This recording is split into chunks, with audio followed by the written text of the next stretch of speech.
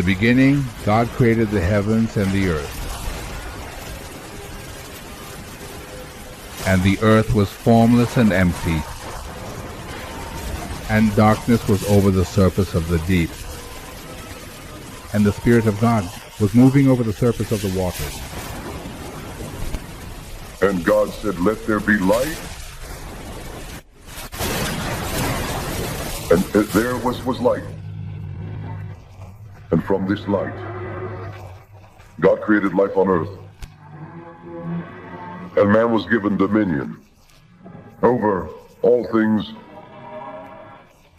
and the power to choose between good and evil. But he wanted to do his own will, ignoring the light of the divine law.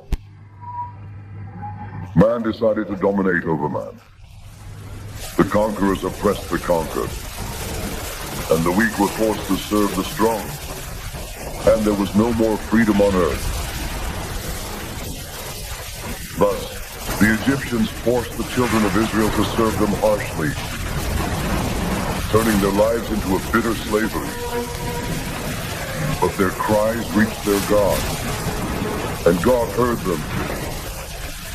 And he planted in Egypt, in the humble hut of Amram and Jezebel, the seed of a man in whose mind and heart the divine laws and commandments would be written. A man to stand alone against an empire, my lord. Last night, our astrologers saw a star enter the House of Egypt. Three-story war, from the borders of Sinai and Libya to the cataracts of the Nile. What nation would make us wield a sword against ourselves? The enemy is in the heart of Egypt. Out, the Hebrew slaves of the land of Goshen. I count my enemies by their swords, not by their chains, priest. Chains have been seen to turn into swords. Among these slaves, there is the prophecy of a savior who will refine their slavery. The star proclaims his birth. Then let the Hebrews die. They are prosperity. The more slaves we have, the more bricks we will make. I prefer to have fewer bricks and see fewer slaves in Rosal. It is our gateway to the east. Since this savior is among the newborns, only they must die.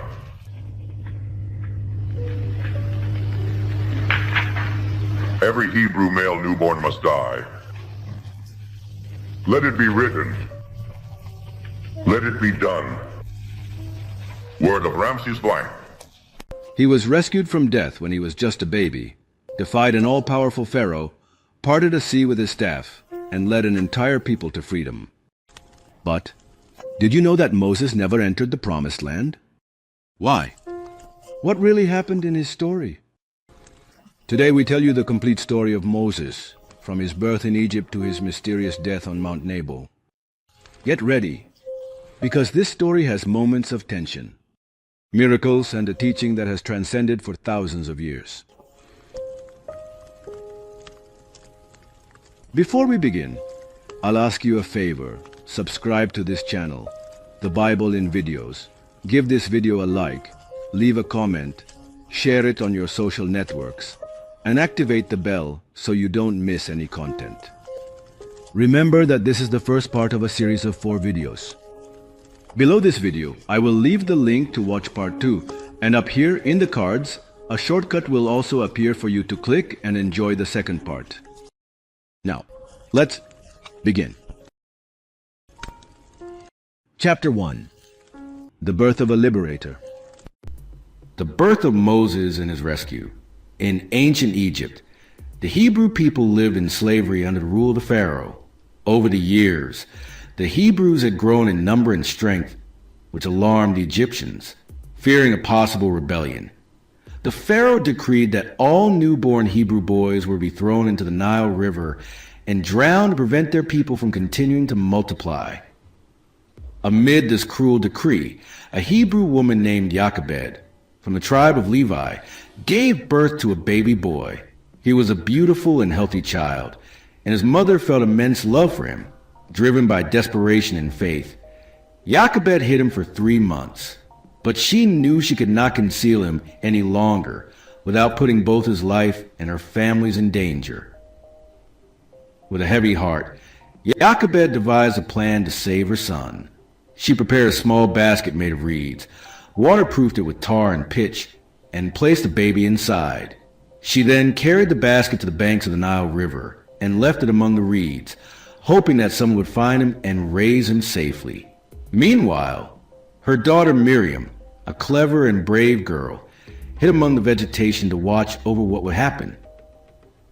Fate led the princess of Egypt, the Pharaoh's daughter, to bathe in the river at that very moment. Her maidservants walked along the shore when they suddenly noticed a basket floating among the reeds.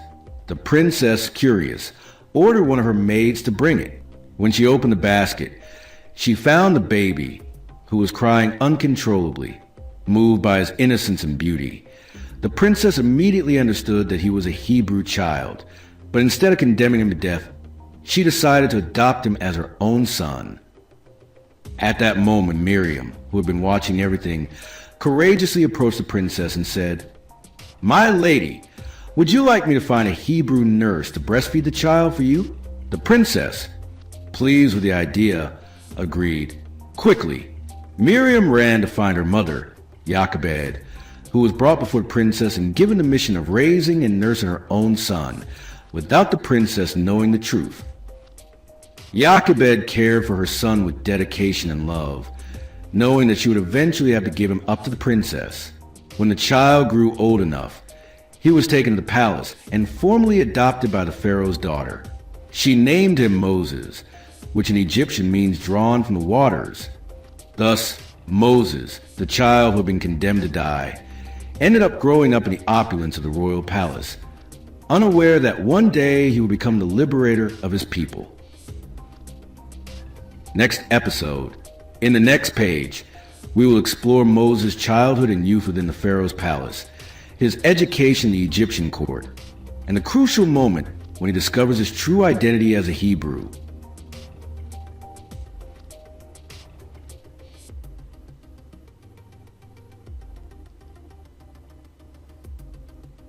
The fate of the child in the waters, Pharaoh's decree, and the desperation of the people of Israel, enslaved for generations in Egypt, were growing in numbers and strength. This worried Pharaoh, who feared a possible rebellion. In an attempt to weaken the Hebrews, he issued a ruthless decree. Every male child born to the Hebrews was to be thrown into the Nile River and drowned. Pain spread among the Israelite families. Mothers wept in silence, fearful that their children would be taken by Egyptian soldiers. In this atmosphere of suffering and despair, a woman named Jochebed gave birth to a remarkably beautiful baby boy. Her maternal instinct drove her to protect him, so she decided to hide him in her home for as long as possible. The basket in the Nile River. For 3 months, Jochebed kept her son hidden from the Egyptians, but she knew she could not continue this way for long. With a heavy heart, she made a desperate decision. She wove a basket from reeds, coated it with tar and pitch to make it waterproof, and placed her baby inside. With deep sorrow and hope, she carried the basket to the Nile River and let it float among the reeds near the shore. As the current carried it gently away, the child's sister Miriam hid among the bushes and followed the basket with her eyes. The encounter with the Egyptian princess. Soon after, Pharaoh's daughter came down to the river to bathe, accompanied by her maidservants. As she enjoyed the water, she noticed something floating among the reeds. Curious, she ordered it to be retrieved. When they opened the basket, her eyes met the innocent gaze of the baby. His cries touched the princess's heart, and she immediately realized that he was a Hebrew child. "This is one of the Hebrews' children," she said with tenderness. The princess felt great compassion for the little one and decided to adopt him as her own son. Miriam and the perfect plan. Miriam, who had been watching everything from her hiding place, saw an opportunity to save her brother. Bravely, she approached the princess and made a suggestion. "Shall I find a Hebrew nursemaid to care for the baby for you?" Pharaoh's daughter, unaware of Miriam's plan, immediately agreed. The girl rushed back home and told her mother everything.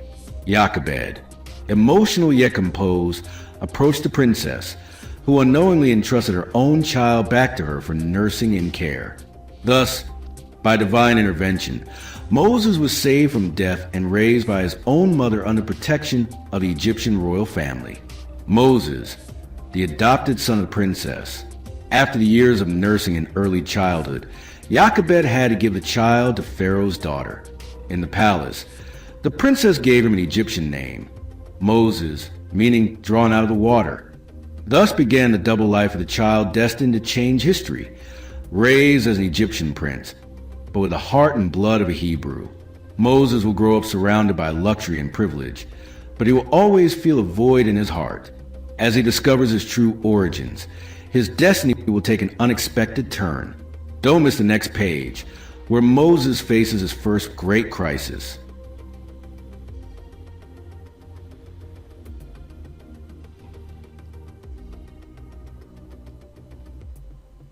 Moses, the Prince of Egypt, and his discovery, life in the royal palace.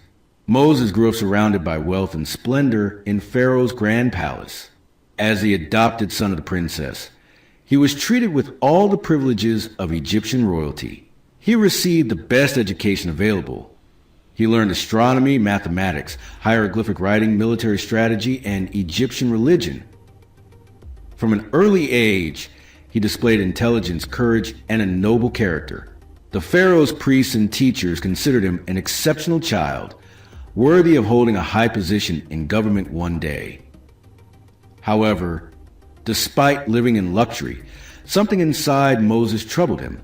He often wondered why he didn't physically resemble the Egyptians. His skin, his face, and his features were different. Something in his heart told him he didn't completely belong to that world. The discovery of his true origins. As he grew, Moses began to notice the harsh reality of the Hebrew slaves. He saw them toiling under the scorching sun, building Egypt's magnificent cities, and being whipped if they disobeyed. Something inside him stirred every time he witnessed the overseer's cruelty. One day, his curiosity led him beyond the palace walls. Dressed in simple robes to avoid recognition, he walked among the slaves. There, he heard their language, their prayers, and their suffering. Then, an old woman with teary eyes spoke to him. "You are not Egyptian, my child. You are Hebrew like us." Moses froze. His heart pounded. He ran back to the palace, his mind filled with doubts. When he confronted the princess and demanded the truth, she could no longer hide it. "Yes, Moses, you were born a Hebrew, but I saved you from death and raised you as my own son." This revelation shook him to the core. Everything he had believed about his identity crumbled in an instant. The day Moses made a fatal decision. After learning the truth, Moses began visiting the slave camps more often. He felt increasingly connected to them, but couldn't openly express his emotions. One day, while walking among the Hebrews, he saw an Egyptian overseer brutally beating a defenseless slave. Rage consumed him. Without thinking, he intervened and, in a fit of anger, killed the Egyptian. The lifeless body fell to the ground. Realizing what he had done, he looked around, and after ensuring no one had seen him, buried the corpse in the sand. But someone had seen him. The next day, when he tried to break up a fight between two Hebrews, one of them said scornfully, fleeing Egypt. That very night, Moses made a decision to flee Egypt. He knew he had no future in the palace, nor could he live as a slave among the Hebrews. He was a man without land, without identity, and without a clear purpose. He crossed the desert aimlessly, with the scorching sun burning his skin and his strength fading. Without food or water, every step became harder. Despair took hold of him until, in the distance, he spotted a well and a small settlement. Moses had arrived in the land of Midian, a place that would change his life forever. Moses will find a new home in Midian, where he will meet people who will teach him the true meaning of faith and humility. But even as he tries to forget his past, his destiny will catch up with him in an unexpected way. Don't miss the next page.